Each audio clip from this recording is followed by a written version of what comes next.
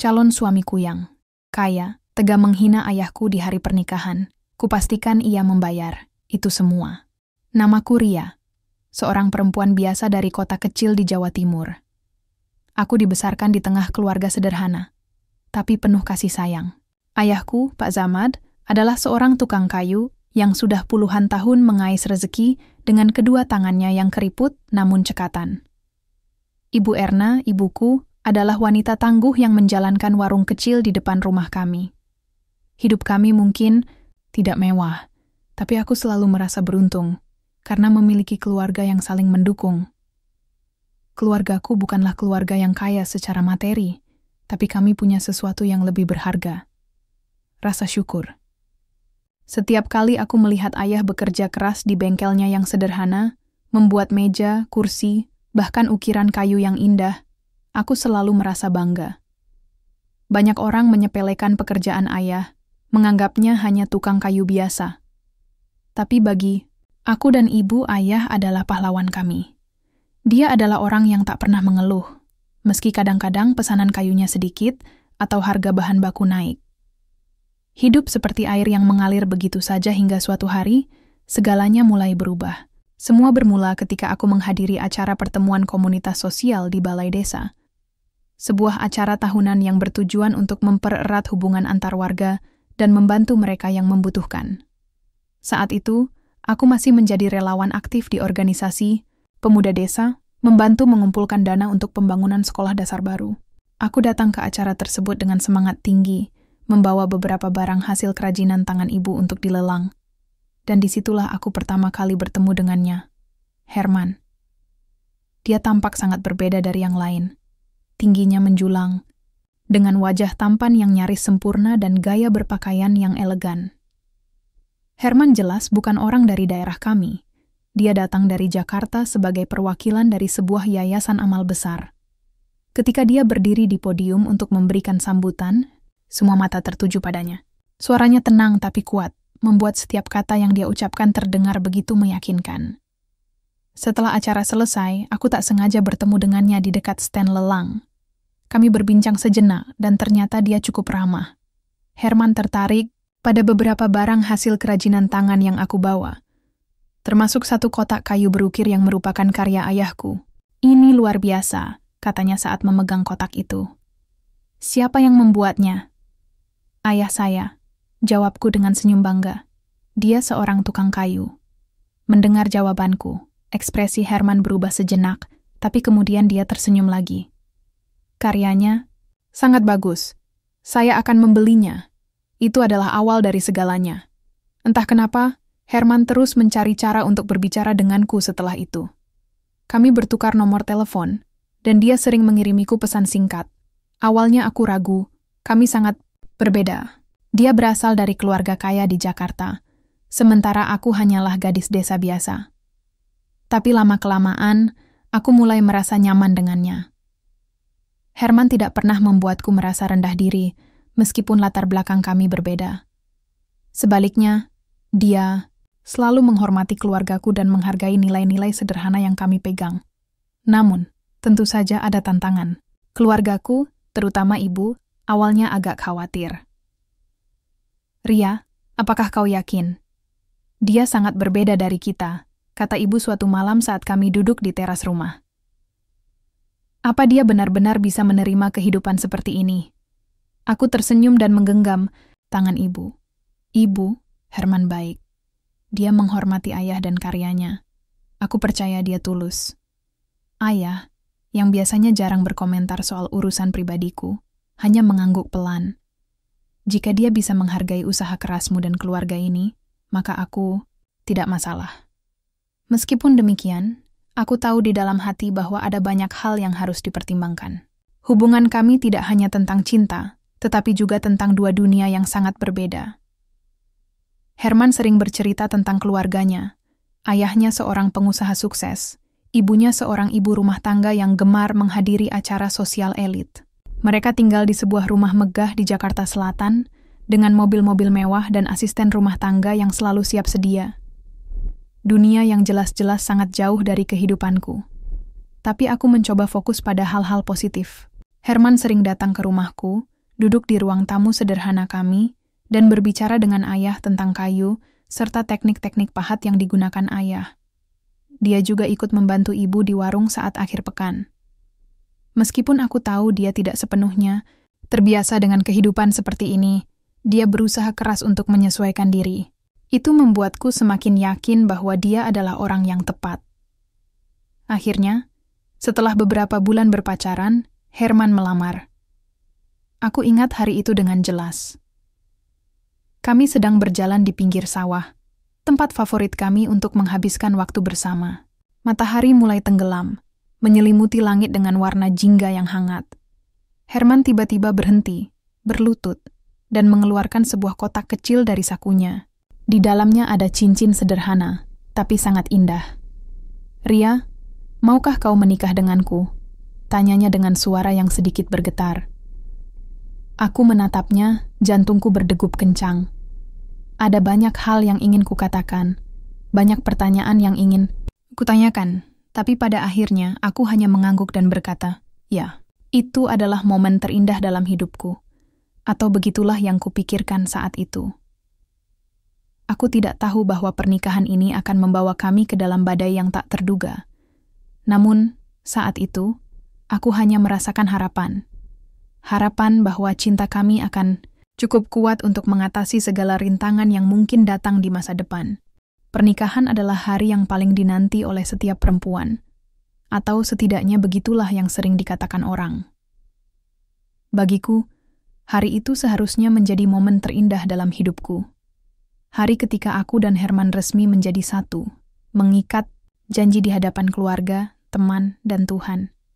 Tapi apa yang terjadi pada hari itu justru meninggalkan luka yang mendalam, yang mungkin takkan pernah bisa sembuh sepenuhnya. Persiapan untuk pernikahan dimulai beberapa bulan sebelumnya. Aku dan Herman memutuskan untuk menyelenggarakan acara ini di kampung halamanku, bukan di Jakarta. Aku merasa penting bagi Herman untuk melihat dari mana aku berasal, untuk benar-benar memahami siapa aku sebelum kami memulai kehidupan baru bersama. Awalnya, Herman ragu. "Aku khawatir keluargaku tidak akan nyaman dengan suasana desa," katanya, suatu malam saat kami sedang berdiskusi tentang rencana pernikahan. "Tapi mereka harus mengerti, Herman," balasku dengan nada lembut namun tegas. "Ini juga bagian dari diriku. Jika kita ingin menjalani hidup bersama, mereka harus belajar menerimanya." Akhirnya, ia setuju.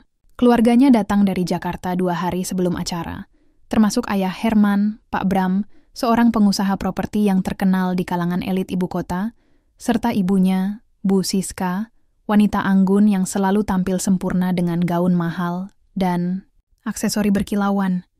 Ada juga saudara-saudara Herman serta beberapa kerabat dekat lainnya. Semua orang membawa aura kemewahan yang sangat kontras dengan kesederhanaan lingkungan kami. Keluarga Herman tinggal di sebuah hotel mewah di kota terdekat, yang jaraknya sekitar 1 jam dari desa kami. Setiap kali mereka datang ke rumah, aku bisa merasakan ketegangan yang samar. Ibu Erna tampak gugup, sibuk memastikan segala sesuatunya sempurna, sementara ayah hanya duduk diam di sudut ruangan, mencoba tersenyum meski matanya terlihat cemas. Herman berusaha menjadi penengah, tapi aku tahu dia juga merasakan ketidaknyamanan ini. Hari besar akhirnya tiba. Langit pagi itu cerah dan udara segar membawa aroma bunga melati yang dipasang di setiap sudut halaman rumah kami. Segalanya terlihat sempurna. Aku mengenakan kebaya putih sederhana yang didesain oleh salah satu teman ibuku, dengan riasan minimalis agar tetap terlihat alami. Saat aku berdiri di depan cermin, ibu mendekat dan memelukku erat. "Ria, apapun yang terjadi, ingatlah bahwa kami selalu ada untukmu," bisiknya pelan, hampir seperti bisikan rahasia. Aku menatapnya heran, tapi ibu hanya tersenyum tipis sebelum kembali sibuk dengan persiapan terakhir. Upacara pernikahan dilangsungkan di halaman depan rumah kami, dengan tenda-tenda sederhana yang dihiasi kain-kain batik tradisional. Aku berjalan menuju pelaminan, diiringi musik gamelan yang dimainkan oleh warga desa.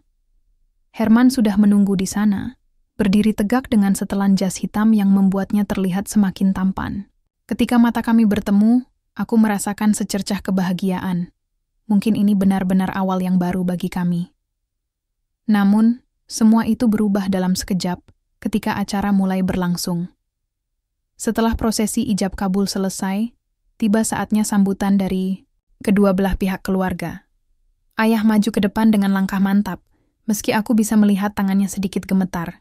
Dengan suara yang tegas namun penuh kehangatan, dia berbicara tentang harapan dan doa untuk pernikahan kami. "Terima kasih kepada keluarga Herman atas kehadiran mereka hari ini," kata ayah, menundukkan kepala hormat. "Kami mungkin hanyalah keluarga biasa, tapi kami memiliki cinta yang besar untuk anak-anak kami. Semoga pernikahan ini membawa kebahagiaan dan keberkahan bagi semua." Setelah ayah selesai, giliran Pak Bram memberikan sambutan. Awalnya, semuanya berjalan lancar. Dia berbicara tentang pentingnya pernikahan sebagai simbol persatuan dua keluarga. Namun, entah bagaimana, pembicaraannya mulai menyimpang. Saat menyebut soal pekerjaan, Pak Bram berkomentar santai. Tentu saja, Herman berasal dari keluarga profesional yang telah bekerja keras membangun reputasi selama bertahun-tahun. Sedangkan, ya, saya dengar ayah Ria adalah seorang tukang kayu, bukan? Sebuah profesi yang unik. Senyumnya tampak ramah, tapi ada nada mengejek dalam suaranya. Aku merasakan darahku mendidih. Ayah duduk di kursinya, wajahnya tampak tenang, tapi aku tahu dia pasti merasa terluka. Mataku langsung beralih ke Herman, berharap dia akan membela ayahku, atau setidaknya menunjukkan ekspresi ketidaksetujuan. Namun, apa yang kulihat membuat hatiku hancur. Herman tertawa kecil, seolah-olah komentar ayahnya adalah lelucon ringan. "Ya, Pak Zamat memang hanya tukang kayu biasa," katanya dengan nada datar, tapi cukup keras untuk didengar oleh semua orang. "Tapi tentu saja, kita harus menghargai jerih payahnya, kan?"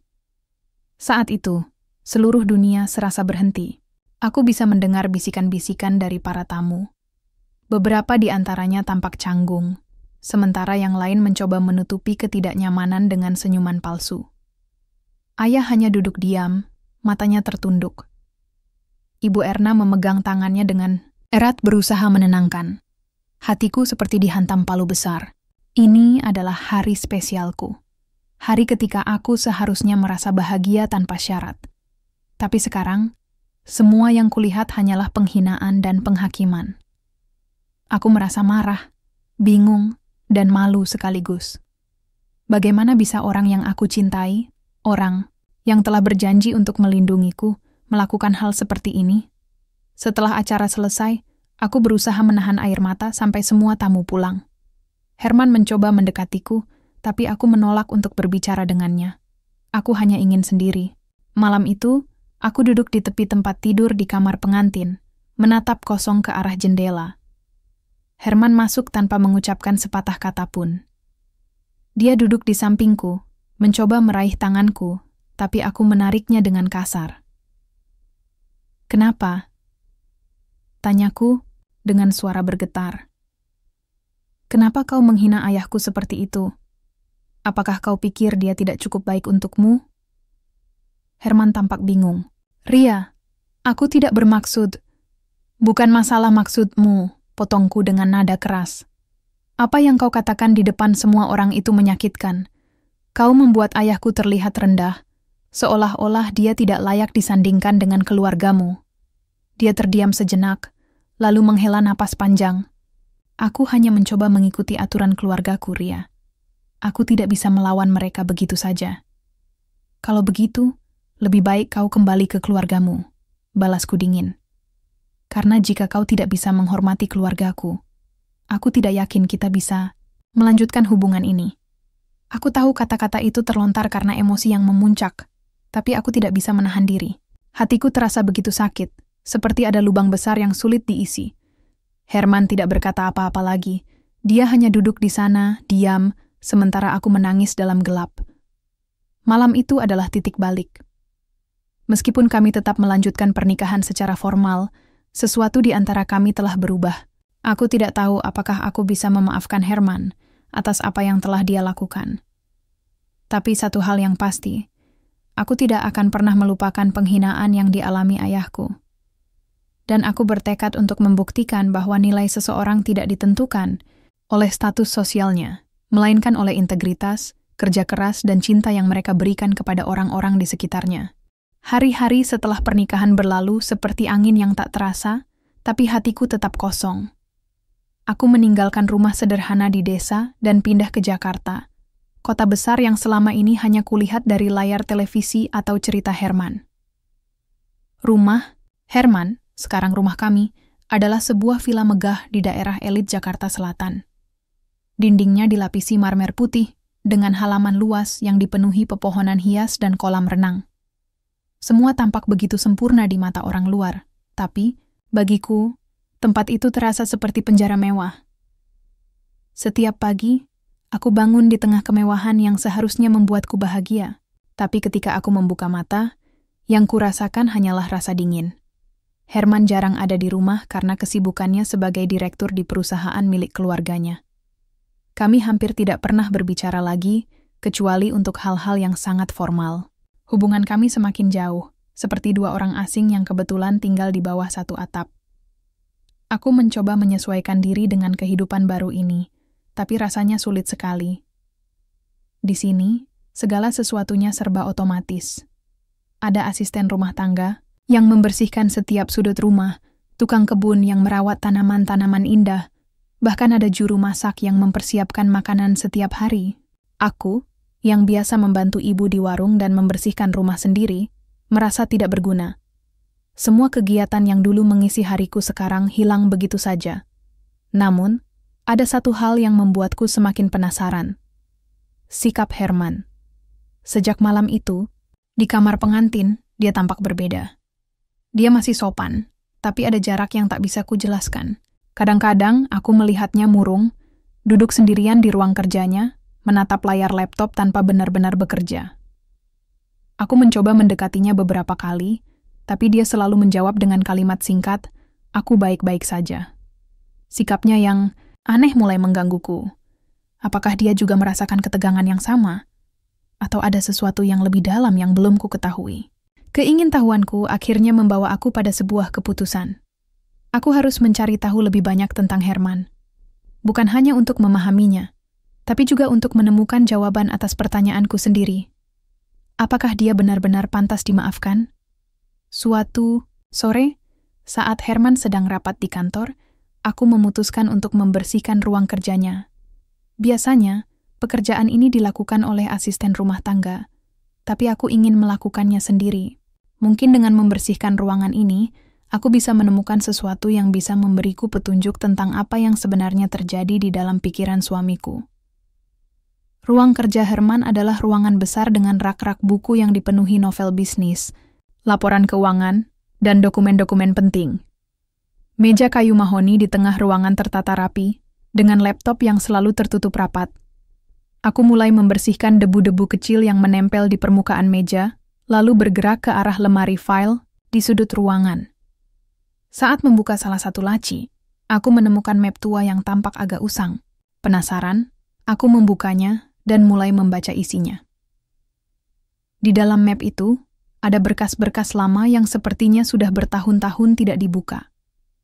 Salah satunya adalah surat-surat resmi dari bank, yang menyebutkan bahwa perusahaan keluarga Herman pernah mengalami kebangkrutan besar-besaran hampir 2 dekade lalu.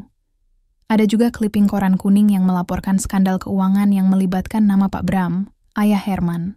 Namun, yang paling mengejutkan adalah surat tulisan tangan dari Herman kepada ibunya, Bu Siska, yang ditulis saat dia masih remaja. Dalam surat itu, Herman menuliskan betapa terluka dirinya ketika keluarganya meninggalkannya di masa-masa sulit. Dia menceritakan bagaimana Pak Bram dan Bu Siska memutuskan untuk pindah ke apartemen kecil di pusat kota, meninggalkannya bersama pengasuh karena mereka tidak mampu membiayai hidup mewah seperti sebelumnya. Dia juga menulis tentang rasa dendamnya terhadap orang-orang yang mengejek keluarganya saat itu, termasuk para pekerja kasar yang bekerja di perusahaan mereka. Aku menutup map itu dengan tangan gemetar. Jadi beginilah ceritanya. Herman bukan hanya sekadar anak dari keluarga kaya yang sombong. Dia adalah seseorang yang telah mengalami trauma mendalam akibat kehilangan dan penghinaan. Ucapannya di hari pernikahan bukanlah serangan langsung terhadap ayahku, tapi proyeksi dari rasa sakit yang dia alami sendiri. Dia membenci orang-orang dari kalangan bawah bukan karena dia merasa superior, tapi karena dia pernah direndahkan oleh mereka. Meskipun aku mulai memahami latar belakang Herman, perasaanku masih campur aduk. Di satu sisi, aku merasa kasihan padanya. Trauma seperti itu pasti tidak mudah untuk dihadapi. Tapi di sisi lain, aku tetap tidak bisa menerima fakta bahwa dia menggunakan pengalaman buruknya untuk menyakiti orang lain, termasuk ayahku. Bagaimanapun, ayah hanyalah korban dari emosi Herman yang tidak terkendali. Malam itu, saat Herman pulang dari kantor, aku memutuskan untuk bicara dengannya. Aku menunggunya di ruang tamu, dengan secangkir teh hangat di atas meja. Ketika dia masuk, aku langsung memanggilnya duduk. "Ada apa?" Tanyanya dengan nada datar, tapi matanya menunjukkan kecurigaan. "Aku menemukan sesuatu di ruang kerjamu," kataku, pelan. "Surat-surat lama tentang keluargamu." Herman terdiam sejenak, lalu menghela napas panjang.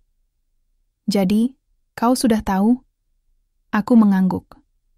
"Kenapa kau tidak pernah menceritakannya padaku? Kenapa kau biarkan semua ini menjadi rahasia?" Dia menunduk, menatap cangkir teh di hadapannya tanpa menyentuhnya. Aku tidak tahu bagaimana caranya. Itu adalah bagian dari hidupku yang ingin aku lupakan. Aku tidak ingin kau memandangku sebagai lelaki yang lemah. "Lemah?" Balasku dengan nada keras.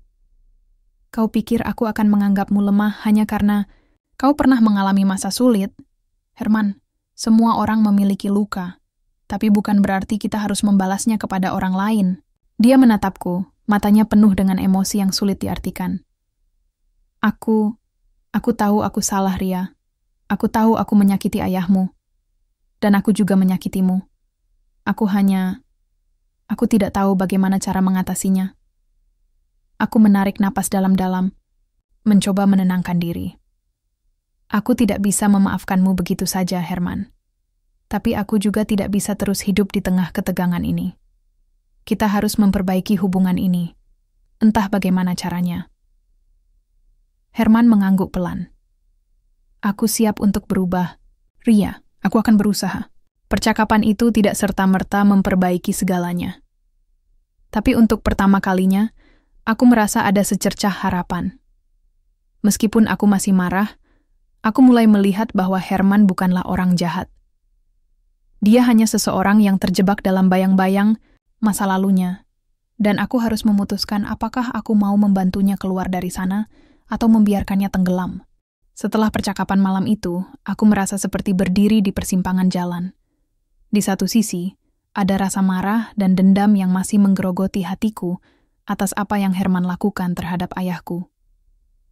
Di sisi lain, ada pemahaman baru tentang luka mendalam yang dia alami di masa lalu, yang membuatnya bertindak dengan cara yang tidak adil. Aku tahu bahwa aku harus membuat keputusan, entah untuk membalas dendam atau mencoba memperbaiki hubungan ini. Tapi bagaimana caranya? Aku mulai menghabiskan lebih banyak waktu sendirian, berpikir keras tentang langkah apa yang harus diambil. Setiap pagi, aku duduk di tepi kolam renang di halaman belakang rumah, menatap air yang tenang sambil memutar ulang setiap momen penting dalam hidupku bersama Herman. Ada perasaan aneh yang menyelimuti benakku. Apakah cinta saja cukup untuk memperbaiki semua ini? Atau apakah ada sesuatu yang lebih besar daripada sekadar cinta? Sesuatu seperti keterbukaan, pengertian, dan kesediaan untuk saling memaafkan. Suatu hari, saat aku sedang duduk di sana, aku menerima pesan dari Rizky, teman lamaku dari desa. Dia seorang jurnalis investigatif yang sering meliput isu-isu sosial. Kami sudah lama tidak berkomunikasi, tapi dia tiba-tiba mengirimiku pesan hanya untuk menanyakan kabar dan memberikan ucapan selamat atas pernikahanku. "Bagaimana kabarmu, Ria?" tulisnya. "Semoga kamu bahagia di Jakarta." Pesan singkat itu membuatku tersenyum tipis. Bahagia? Apakah aku benar-benar bahagia? Aku memutuskan untuk membalasnya, bercerita sedikit tentang situasi yang sedang kuhadapi. Awalnya, aku hanya ingin curhat ringan, tapi kemudian Rizky mengusulkan sesuatu yang tak terduga. Kenapa kamu tidak mencoba membantu Herman mengatasi traumanya? Balasnya, beberapa menit kemudian. Jika dia benar-benar mencintaimu, dia pasti akan berusaha untuk berubah. Tapi tentu saja, kamu juga perlu memastikan bahwa dia tidak hanya memanfaatkanmu. Kata-katanya membuatku berpikir keras. Membantu Herman mengatasi trauma masa lalunya? Itu adalah ide yang menarik, tapi juga penuh risiko. Bagaimana jika upayaku sia-sia? Bagaimana jika dia tetap tidak bisa memahami perasaanku dan keluargaku? Namun, di sisi lain aku juga tidak bisa menyerah begitu saja tanpa mencoba. Jadi, aku memutuskan untuk mengambil langkah pertama. Beberapa hari kemudian, aku pulang ke desa untuk mengunjungi keluargaku. Aku belum memberitahu mereka tentang apa yang kulihat di ruang kerja Herman, atau tentang latar belakang traumatis suamiku. Aku hanya ingin berbicara dengan ayah, meminta nasihatnya tentang apa yang harus kulakukan. Ayah adalah orang yang bijaksana, meskipun dia jarang berbicara panjang lebar. Dia selalu punya cara untuk membuatku merasa lebih tenang. Ayah, kataku suatu sore ketika kami duduk di teras bengkel kayunya. Ada sesuatu yang ingin aku bicarakan. Ayah menoleh padaku, matanya penuh dengan kelembutan. Ada apa, nak? Aku menjelaskan segalanya padanya, tentang surat-surat lama yang kutemukan, tentang trauma Herman, dan tentang dilema yang sedang kuhadapi. Ayah mendengarkanku dengan sabar, tanpa menginterupsi sama sekali. Ketika aku selesai, dia hanya diam sejenak, lalu menghela napas panjang. Ria, katanya akhirnya. Setiap orang memiliki cerita mereka sendiri. Kadang-kadang cerita itu indah, tapi seringkali juga menyakitkan. Herman bukanlah orang jahat. Dia hanyalah seseorang yang terluka, dan dia membutuhkan seseorang yang bisa membantunya sembuh. Tapi, ayah, balasku dengan nada ragu, bagaimana jika dia tidak bisa berubah? Bagaimana jika dia terus menyakiti kita? Aku tidak bisa menjawab itu untukmu, katanya pelan. Tapi ingatlah satu hal, tidak ada orang yang sempurna. Bahkan aku, sebagai ayahmu, juga pernah melakukan kesalahan. Yang penting adalah bagaimana kita memilih untuk memperbaikinya. Jika kamu memutuskan untuk membantu Herman, lakukanlah dengan sepenuh hati. Tapi jika kamu merasa tidak bisa melanjutkan hubungan ini, maka ikhlaskanlah. Kata-kata ayah membuatku merasa lebih tenang. Meskipun dia tidak memberikan jawaban konkret, dia memberiku kebebasan untuk memilih jalanku sendiri. Dan entah kenapa, aku merasa yakin bahwa aku harus mencoba membantu Herman, setidaknya untuk satu kali ini. Setelah kembali ke Jakarta, aku mulai mendekati Herman dengan cara yang berbeda. Alih-alih terus-menerus menyalahkannya, aku mencoba menjadi pendengar yang baik. Aku mengajaknya berbicara tentang masa lalunya, tentang bagaimana rasanya ditinggalkan oleh keluarganya sendiri, tentang rasa sakit yang dia rasakan saat orang-orang mengejeknya. Awalnya, dia tampak enggan untuk membuka diri, tapi lama-kelamaan, dia mulai berbicara lebih banyak. Kamu tahu, Ria, katanya suatu malam. Saat itu aku merasa seperti sampah. Aku pikir aku tidak layak untuk dicintai, karena bahkan keluargaku sendiri meninggalkanku. Aku meraih tangannya, mencoba menenangkannya. Itu bukan salahmu, Herman. Kamu hanya korban dari situasi yang sulit. Tapi sekarang, kamu punya aku. Kita bisa melewati ini bersama-sama. Namun, meskipun aku mencoba membantunya, aku juga tidak bisa melupakan perasaan dendam yang masih tersisa. Aku tahu aku tidak bisa membiarkan Herman pergi begitu saja tanpa konsekuensi. Jadi, aku mulai memikirkan rencana lain. Cara untuk membuktikan kepada keluarga Herman dan juga kepada diriku sendiri bahwa nilai seseorang tidak ditentukan oleh status sosialnya. Aku memutuskan untuk menggunakan bakat yang selama ini kusembunyikan, desain interior. Dulu, saat masih tinggal di desa, aku sering membantu ibu mendekorasi warung dengan barang-barang sederhana yang kami buat sendiri. Aku juga sering membantu ayah mendesain ukiran kayu agar lebih menarik. Sekarang, aku berniat untuk mengembangkan bakat itu menjadi sesuatu yang lebih besar. Aku mulai bekerja sama dengan ayah untuk memproduksi furnitur kayu berkualitas tinggi. Kami memanfaatkan bahan-bahan lokal dan teknik tradisional, tapi dengan sentuhan modern yang membuat produk kami terlihat unik. Aku juga mulai membangun portofolio online, menggunakan media sosial untuk mempromosikan hasil karya kami. Tak disangka, responsnya sangat positif. Banyak orang dari Jakarta tertarik dengan desain kami, dan dalam waktu singkat, bisnis kecil-kecilan ini mulai berkembang. Herman awalnya tidak tahu apa yang sedang kulakukan. Dia hanya melihatku sibuk dengan laptop dan telepon setiap hari, tapi dia tidak pernah bertanya. Sampai suatu hari, ketika aku baru saja selesai mengatur pengiriman meja kantor yang dibeli oleh salah satu klien besar, dia masuk ke ruang kerjaku. "Ria, apa yang sedang kamu lakukan?" Tanyanya, matanya menyipit penuh rasa penasaran. Aku tersenyum, lalu menunjukkan padanya beberapa foto produk yang telah kami buat. Ini adalah proyek baruku. Aku bekerja sama dengan ayah untuk memproduksi furnitur kayu. Ternyata banyak orang yang tertarik. Herman terdiam sejenak, lalu wajahnya berubah. Ini luar biasa, Ria. Tapi kenapa kamu tidak memberitahuku sebelumnya? Aku hanya ingin melakukannya sendiri, balasku pelan. Aku ingin membuktikan bahwa aku bisa berhasil tanpa bergantung pada keluargamu. Dia mengangguk, matanya dipenuhi dengan campuran kekaguman dan rasa bersalah. Aku bangga padamu, Ria. Kamu benar-benar luar biasa.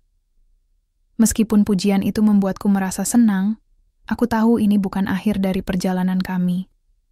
Aku masih harus membuktikan bahwa keluarga Herman salah tentang ayahku, tentang kami. Tapi untuk pertama kalinya, aku merasa seperti sedang bergerak ke arah yang benar. Bulan-bulan berlalu, dan bisnis furnitur kayu yang kubangun bersama ayah mulai menunjukkan hasil yang luar biasa. Aku tidak pernah membayangkan bahwa proyek kecil ini bisa berkembang begitu cepat. Dari hanya beberapa pesanan awal untuk teman-teman dekat, sekarang aku memiliki klien dari berbagai kalangan, dari pemilik rumah pribadi hingga pemilik restoran mewah di Jakarta. Bahkan ada satu desainer interior terkenal yang tertarik untuk bekerja sama denganku setelah melihat portofolio online-ku. Namun meskipun kesuksesan ini memberiku kepuasan tersendiri, hubunganku dengan Herman masih belum sepenuhnya pulih. Dia mulai lebih sering mengakui usahaku dan bahkan kadang-kadang membantu mempromosikan produk-produk kami kepada koleganya. Tapi ada sesuatu yang masih mengganjal, perasaan jarak antara kami yang tak sepenuhnya hilang. Setiap kali dia mencoba mendekatiku, aku selalu merasakan ketegangan dalam diriku sendiri. Bagaimanapun, luka yang diciptakan oleh penghinaannya pada hari pernikahan itu bukanlah sesuatu yang bisa sembuh begitu saja. Suatu malam, saat kami sedang makan malam bersama di meja makan besar yang kosong, Herman tiba-tiba berbicara. "Ria," katanya pelan, "aku ingin bicara tentang sesuatu." Aku menatapnya, penasaran. "Apa?" Aku menyadari bahwa aku telah melakukan banyak kesalahan. Bukan hanya soal apa yang kukatakan di hari pernikahan kita, tapi juga tentang bagaimana aku memperlakukanmu dan keluargamu selama ini. Suaranya bergetar, seperti orang yang mencoba menahan emosi. Aku tahu permintaan maaf saja tidak cukup, tapi aku ingin kamu tahu bahwa aku benar-benar menyesal. Aku meletakkan garpu dan pisauku, lalu menatapnya dalam-dalam. "Herman, aku sudah memaafkanmu. Tapi memaafkan dan melupakan adalah dua hal yang berbeda. Apa yang kau katakan tentang ayahku itu meninggalkan luka yang dalam. Jadi, aku butuh waktu." Dia mengangguk, matanya tampak berkaca-kaca. "Aku mengerti. Dan aku akan terus berusaha untuk menjadi suami yang lebih baik." Meskipun kata-katanya membuat hatiku sedikit lebih ringan, aku masih merasa belum cukup. Memaafkan seseorang tidak berarti melupakan semua yang telah terjadi. Aku tahu bahwa aku harus melakukan sesuatu untuk membuktikan bahwa nilai-nilai keluarga kami tidak bisa direndahkan begitu saja. Beberapa minggu kemudian, aku mendapat kabar dari Pak Prabowo, seorang pejabat daerah yang tertarik untuk menggunakan furnitur kayu kami untuk proyek renovasi gedung pemerintah. Ini adalah peluang besar, dan aku langsung menghubungi ayah untuk memastikan bahwa kami bisa memenuhi pesanan tersebut. Kami bekerja keras siang dan malam, memastikan bahwa setiap detail produk kami sempurna.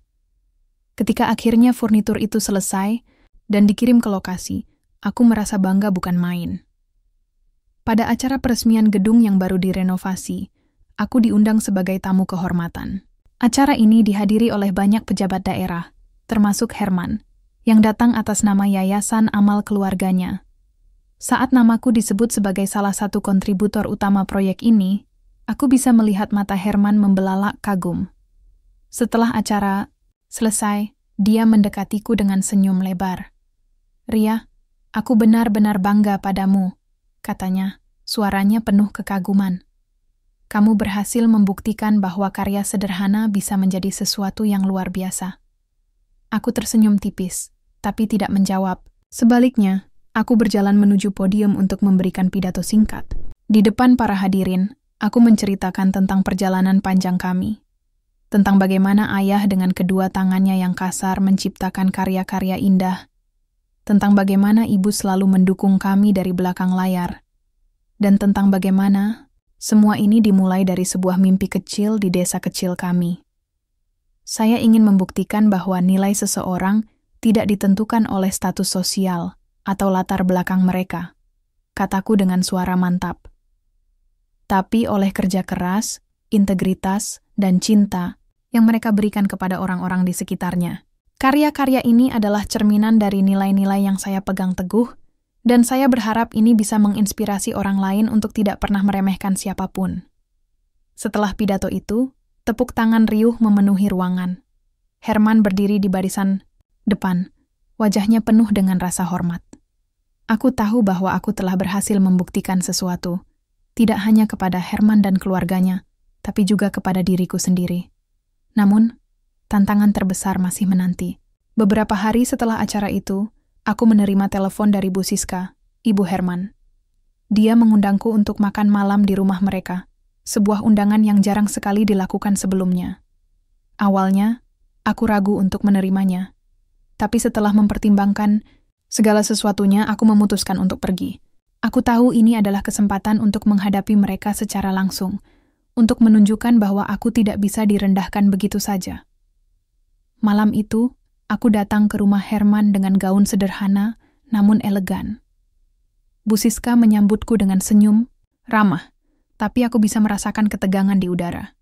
Setelah makan malam, dia mengajakku ke ruang tamu untuk berbicara. "Ria," katanya pelan, "aku ingin minta maaf atas apa yang terjadi di hari pernikahanmu. Aku tahu keluargaku telah bersikap kurang sopan terhadapmu dan keluargamu." Aku menatapnya, mencoba membaca ekspresinya. "Terima kasih atas permintaan maafnya, Bu. Tapi aku harap Ibu juga bisa memahami bahwa keluarga kami memiliki nilai-nilai yang sama pentingnya dengan keluarga Ibu." Bu Siska mengangguk, matanya tampak penuh penyesalan. Aku mengerti. Dan aku juga ingin berterima kasih atas apa yang telah kamu lakukan dengan bisnismu. Kamu telah membuktikan bahwa kerja keras dan integritas lebih berharga daripada materi. Kata-katanya membuatku merasa lega. Meskipun ini bukan pengakuan langsung dari Pak Bram, aku tahu bahwa ini adalah langkah besar bagi keluarga Herman untuk menghargai siapa aku sebenarnya. Ketika aku pulang ke rumah malam itu, Herman sudah menunggu di ruang tamu. Dia berdiri ketika aku masuk, lalu mendekatiku dengan langkah mantap. "Ria," katanya dengan nada serius, "aku ingin kamu tahu bahwa aku benar-benar bangga padamu. Kamu telah membuktikan bahwa kamu lebih kuat daripada yang pernah kupikirkan." Aku tersenyum tipis, lalu menatapnya dalam-dalam. "Herman, aku tidak melakukan semua ini untuk membuktikan sesuatu padamu. Aku melakukannya untuk diriku sendiri, untuk keluargaku, dan untuk membuktikan bahwa nilai-nilai yang kami pegang itu penting." Dia mengangguk, lalu meraih tanganku. "Dan aku bersyukur kamu melakukannya. Kamu telah mengubah cara pandangku tentang banyak hal.